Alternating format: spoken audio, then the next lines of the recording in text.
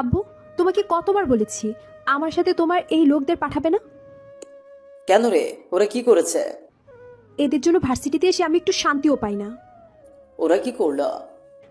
সারাক্ষণ ইউনিফর্ম পরে আমার সাথে আশেপাশে ঘুরতে থাকে। এদের জন্য আমার কোনো বান্ধবী বন্ধু আমার সাথে ঠিকমতো দেখা তো দূরের কথা, এদের ভয়ে কথাও বলে না।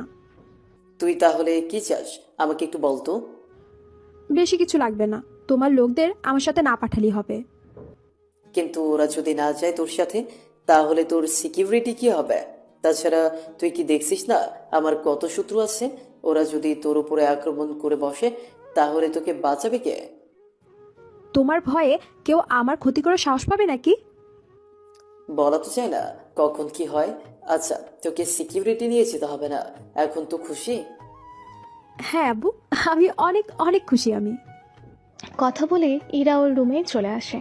এখন চলুন গল্পের কাহিনী সম্পর্কে আপনাদের কিছু কথা বলি। ইরার বাবা একজন আর্মি প্রধান, কিন্তু ইরা একদম সাদা সিধা মেয়ে, তবে অনেক রাগী। ইরার সিকিউরিটি কথা ভেবে ইরার জন্য ওর বাবা ওনার কিছু সৈন্যকে ইরার সাথে পাঠায়, যেন কেউ ইরার কোনো ক্ষতি করতে না পারে। আপাতত এতটুকু তো জেনেছেন, এখন চলুন বাকিটা আপনাদের বলি। অন্যদিকে ইরা তো এখন খুশিতে ভার্সিটিতে যাওয়া আসা করতে থাকে। 7 দিন পরে ইরা যখন ভার্সিটি শেষ করে বাসায় আসে, তখনই একটা ছেলের সাথে ইরার ধাক্কা লেগে যায়। এতে পড়ে যাওয়া ধরলে ইরার কোমর ধরে ফেলে। আচমকা এরকম কিছু হবে তা ভাবতেও পারেনি। সেজন্য চিৎকার করতে যাবে, তখনই ইরার মুখ চেপে ধরে। আরে, চিৎকার করার কি আছে? তার আগে বলুন, আপনি কে? আমি এই বাড়িতে নতুন এসেছি। বাড়িতে নতুন এসেছেন না তো আমি দেখতেই পাচ্ছি, কিন্তু আপনার পরিচয় কি? আমার পরিচয় জেনে আপনার কাজ কি?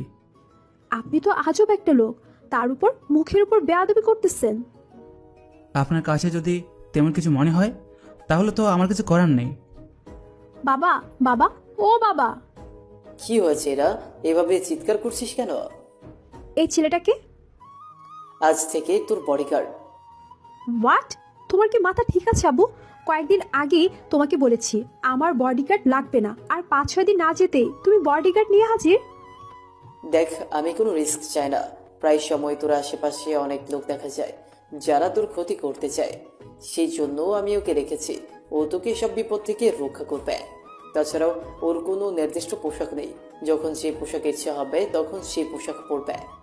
এতে তোর কোনো অসুবিধাও হবে না। কিন্তু আমার থেকে দূরে যেন থাকে। দূরে থাকবে? তাহলে আকাশ এরার পাশের রুমটা তোমার জন্য রেখেছে, তুমি ওখানে থাকবে আজ থেকে। আবু, আমার পাশের রুমে কেন? যদি কোনো বিপদ হয় তাহলে তো ও বুঝতেই পারবে।